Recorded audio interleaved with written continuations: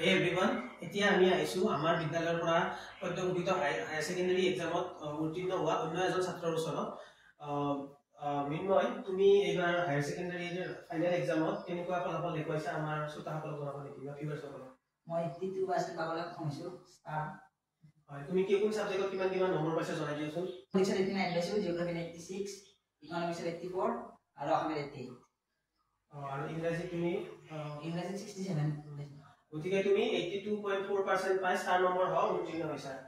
এতিয়া তুমি মোক কোৱা যে তোমাৰ এই দুবছৰীয়া যি পৰিক্ৰমা, দুবছৰীয়া হায়াৰ সেকেন্ডাৰী যি পৰিক্ৰমা তুমি ক্ষেত্ৰীয় এতিয়া হায়াৰ সেকেন্ডাৰী স্কুলত তুমি অতিক্ৰম কৰিলা, তুমি অতিবাহিত কৰিলা। গতিকে তোমাৰ এই বিদ্যালয়খনৰ প্ৰতি বিদ্যালয়খনৰ শৈক্ষিক পৰিৱেশ কেনেকুৱা বা বিদ্যালয়খনৰ শিক্ষক শিক্ষয়িত্ৰীসকলৰ তোমাৰ ৰিজাল্টত ভূমিকা কেনেকুৱা তাৰ বিষয়ে অকণমান জনাই দিয়া। বিদ্যালয়খনৰ শৈক্ষিক পৰিৱেশ বৰ ভাল, বহুত ধুনীয়া।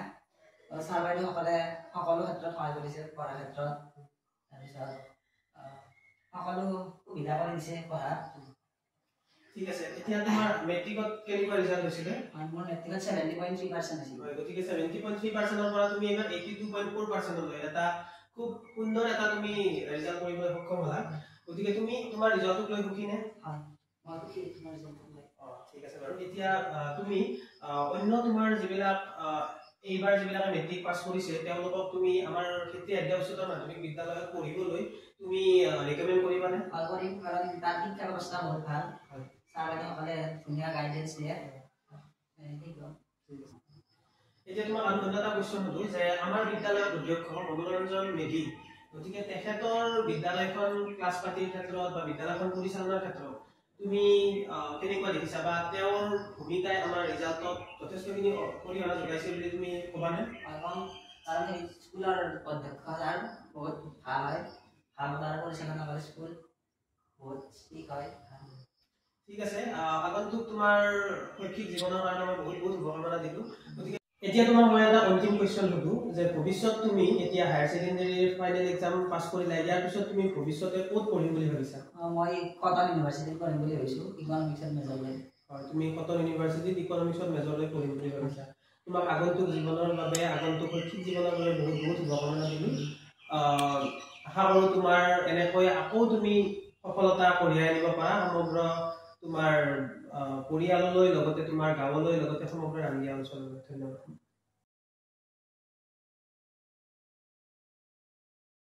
আজি আমি উপস্থিত আছোঁ আমাৰ স্কুলৰে এগৰাকী ছাত্ৰীৰ ঘৰত।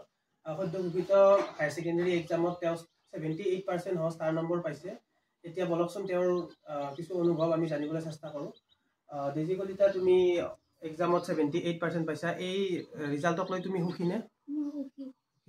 এনেই তুমি যি তোমাৰ এই এক্সামটোৰ কাৰণে তুমি প্ৰিপাৰেশ্যন কেনেকৈ কৰিছিলা আৰু ইয়াত শিক্ষকসকলৰ ভূমিকা তুমি কেনেকুৱা পাইছা? আমাৰ স্কুলৰ শিক্ষকসকলেতো খুব ভালকৈ পঢ়াইছে, নোটছৰ পৰা আদি কৰি ক্লাছ টেষ্টলৈকে গোটেইবিলাক চব ঠিকে আছে। মই কষ্ট কৰিছিলোঁ, কিন্তু যিমান কৰিব লাগিছিল হয়তো মই সিমান নকৰিলোঁ, সেইকাৰণে ৰিজাল্টটো যিমানখিনি ভাল হ'বলগীয়া আছিলে সিমানখিনি নহ'ল। আৰু তথাপিও তুমি নিজৰ ৰিজাল্টক লৈ সুখী, যিখিনি কষ্ট কৰিছিলা, 78% ষ্টাৰ মাৰ্ক পাইছা। আৰু তুমি বেলেগ ছাত্ৰ ছাত্ৰীক এই বিদ্যালয়খনত আহিবলৈ বা এডমিশ্যন ল'বলৈ আৰ্টছ ষ্ট্ৰীমত তুমি ৰেকমেণ্ড কৰিবানে? কৰিবা। ঠিক আছে বন্ধু বান্ধৱীসকল, আমি তেওঁৰ পৰা কিছু অনুভৱ জানিবলৈ চেষ্টা কৰিলোঁ। আমি অন্য ছাত্ৰ ছাত্ৰীবিলাকৰ পৰাও তেওঁলোকৰ অনুভৱ জানিব চেষ্টা কৰিম। আজিলৈ ইয়াতে সামৰোঁ।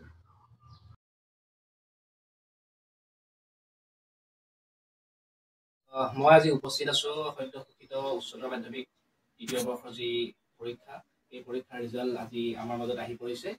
আমাৰ লগত আছে আমাৰ বিদ্যালয়ৰ এগৰাকী ছাত্ৰ।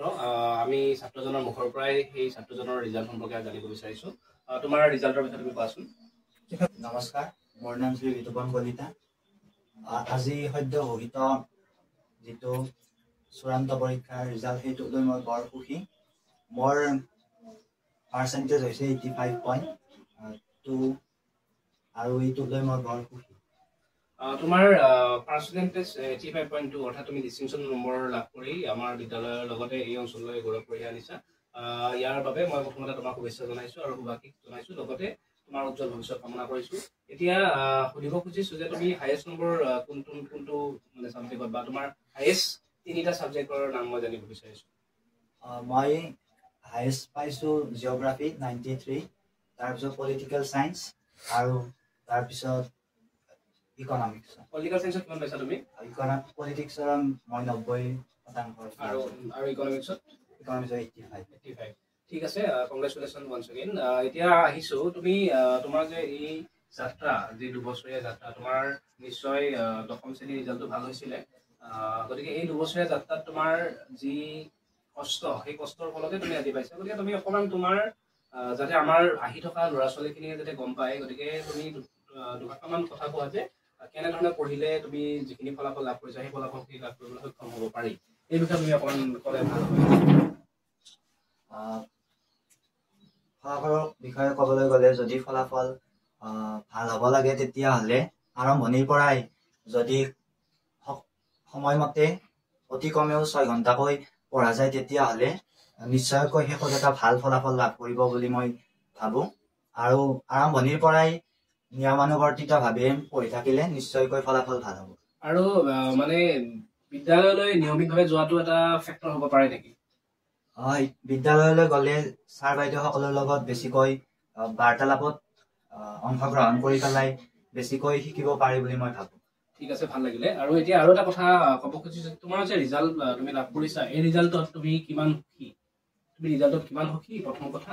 দ্বিতীয় কথা, এই ৰিজাল্টৰ ক্ষেত্ৰত তোমাৰ মা দেউতাৰ লগতে আমাৰ বিদ্যালয়ৰ শিক্ষক শিক্ষয়িত্ৰীসকলৰ ভূমিকাৰ বিষয়ে তুমি অকণমান জনাব লাগে। আৰু লগতে তুমি জনাব লাগে যে এইবেলি যিখিনি ছাত্ৰ ছাত্ৰীয়ে হাইস্কুল শিক্ষান্ত পৰীক্ষাত উত্তীৰ্ণ হৈছে, এই ছাত্ৰ ছাত্ৰীখিনিক আমাৰ বিদ্যালয়লৈ আহিবলৈ তুমি ক'বানে? সেইখিনি কথা তুমি মোক ক'ব লাগে।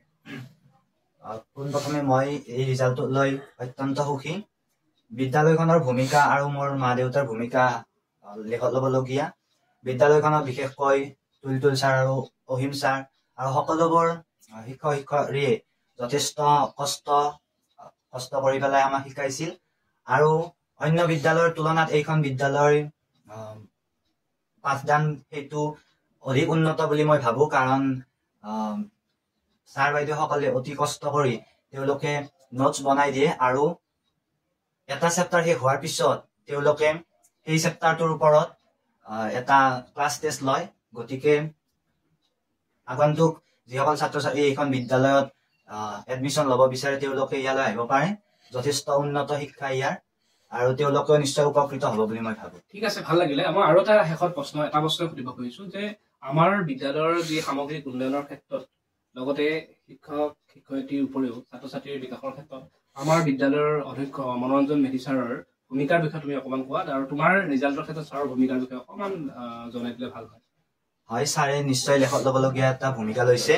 তেখেতৰ চেষ্টাতে হয়তো অইন বেলিকাৰ দৰে এইবেলিও আমাৰ বিদ্যালয়ৰ ৰিজাল্ট যথেষ্ট উন্নত হৈছে। তেখেতে সকলোবোৰ শিক্ষককে গাইডলাইন বান্ধি দিয়ে, তথাপি তাৰ উপৰিও তেখেতে সকলোবোৰ ক্লাছ পৰিপাটিকৈ বা নিয়মানুৱৰ্তিভাৱে হৈছে নে নাই সেইবোৰৰ প্ৰতি খুব ভালদৰে নজৰ ৰাখে। ধন্যবাদ, ভাল লাগিলে তোমাৰ লগত কথা পাতি। তোমাৰ অনাগত দিনসমূহ ভাল হওক, নিৰোগী হৈ থকা, সুস্বাস্থ্যৰ অধিকাৰী হোৱা। গতিকে আজিলৈ ইমানতে এৰিছোঁ। নতুন এটা ভিডিঅ'ত আকৌ লগ পাম।